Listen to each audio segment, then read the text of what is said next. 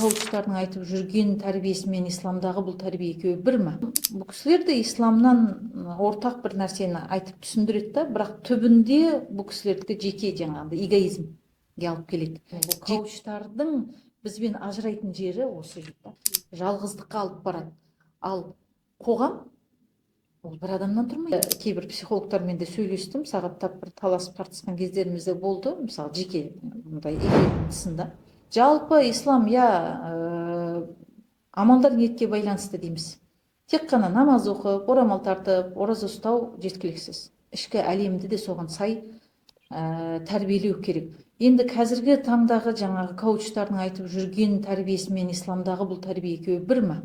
Енді бастауы бірдей келе жатқан сияқты келеді, бірақ түбінде бағанағы мен енді кейбір психологтармен де сөйлестім, сағаттап бір таласып тартысқан кездеріміз де болды, мысалы жеке мындай эфирдің тұсында. Сонда түсінгенім, бұл кісілер де исламнан ортақ бір нәрсені айтып түсіндіреді да, бірақ түбінде бұл кісілердікі жеке жаңағыдай эгоизмге алып келеді.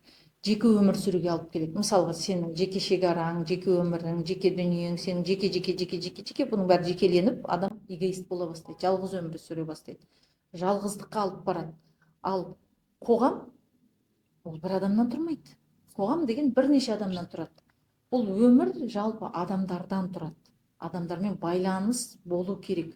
Ал адамдармен жақсы байланыс болу үшін мен дегенді ұмыту керек. Біз деген болу керек. Керісінше мен дегенді ұмытып, сен басқалар деген болу керек. Сонда ғана адам дамиды. Яғни бұл коучтардың бізбен ажырайтын жері осы жерде. Қысқа айтатын болсақ жалпы.